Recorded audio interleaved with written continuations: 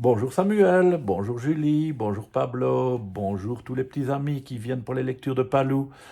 Hier, vous vous souvenez, on parlait d'un prince, il s'appelait Sami et il se disait prince d'Amazonie. Eh bien aujourd'hui, on va parler d'un roi, Leonardo, mais un drôle de roi. Sa majesté Leonardo n'en fait qu'à sa tête. Oh là là là là.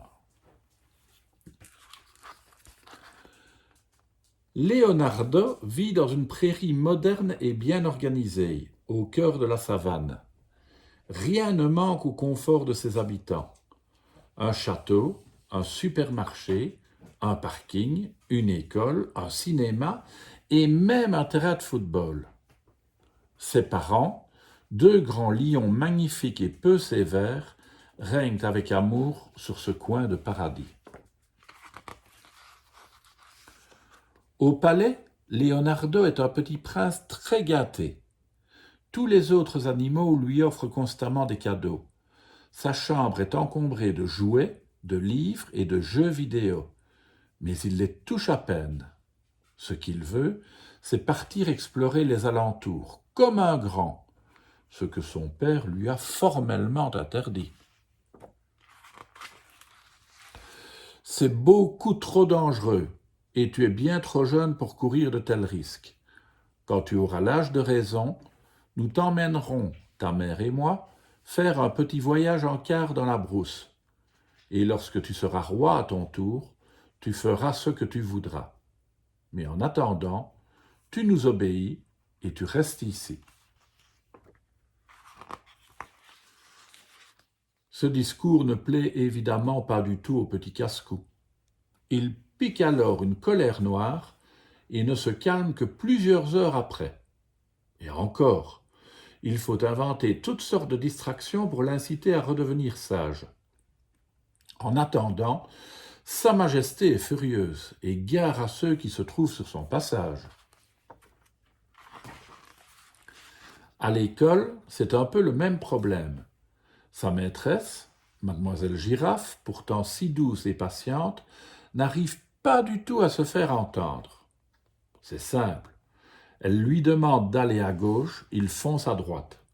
Elle lui propose un jeu de cartes, il se précipite sur le ballon. Elle commence la leçon de français, il se met à compter. C'est bien là tout le drame. Leonardo refuse totalement d'obéir à qui que ce soit. Et comme il est le prince, personne n'ose lui donner de vraies punitions. Quant au roi et à la reine, ils sont bien trop occupés pour sévir eux-mêmes. Ils chargent donc les grenouilles, leurs domestiques, de le gronder de temps en temps. « Excusez-nous de vous demander pardon, votre sire, votre majestueuse majesté, mais si vous pouviez avoir l'extrême amabilité de nous prouver que vous êtes extrêmement aimable, enfin nous voulons dire, sans vouloir vous déranger, vous comprenez où nous voulons en venir, n'est-ce pas, messire ? Je ne comprends rien à ce charabia, mais tout ce que je sais, c'est que je n'obéirai pas, ni à vous, ni à personne. Non, non, non et renon. Maintenant, disparaissez de ma vue, je vous l'ordonne. Mais, bafouillent les grenouilles fort à propos. Il n'y a pas de mais, j'ai dit dehors, grogne Leonardo. Et pour se calmer les nerfs, il lance une pile d'assiettes, un chandelier, un tabouret et ses baskets maïques. Sur ce, il retourne dans sa chambre, claque la porte et ferme à double tour. Puis, tandis qu'il tourne en rond en fronçant les sourcils, il imagine un plan pour désobéir à ses parents. Puisque c'est comme ça, bougonne-t-il, je vais partir très loin, là où personne ne songera à venir me chercher. Tout le monde aura très peur pour moi, et moi je ne passerai même pas un coup de téléphone.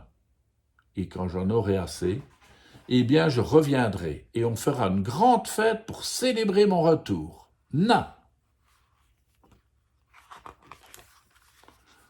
Aussitôt dit, aussitôt fait.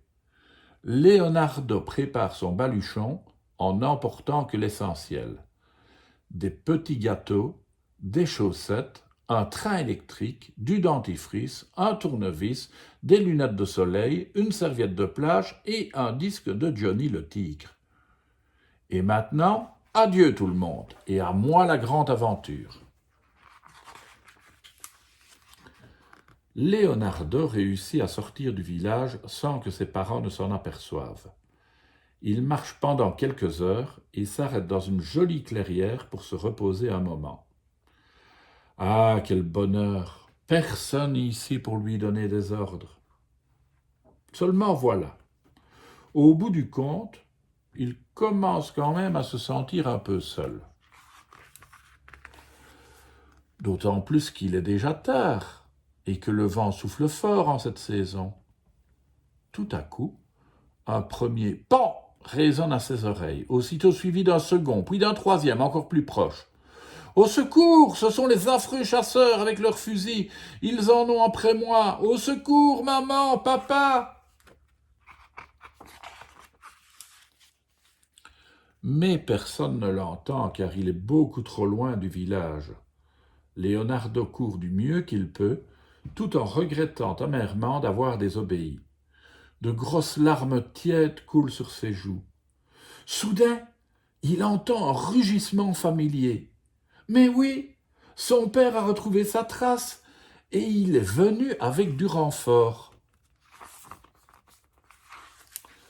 En effet, guidés par le roi et la reine, une centaine de lions poursuivent les chasseurs en leur mordant les mollets. Victoire! Leonardo est sauvé. Mais il a vraiment honte de lui. Pardon à tous. À partir d'aujourd'hui, je serai le plus obéissant des princes. Voilà qui est bien dit. Et maintenant, que la fête commence. Voyez les enfants, il faut toujours obéir à maman et papa. À demain.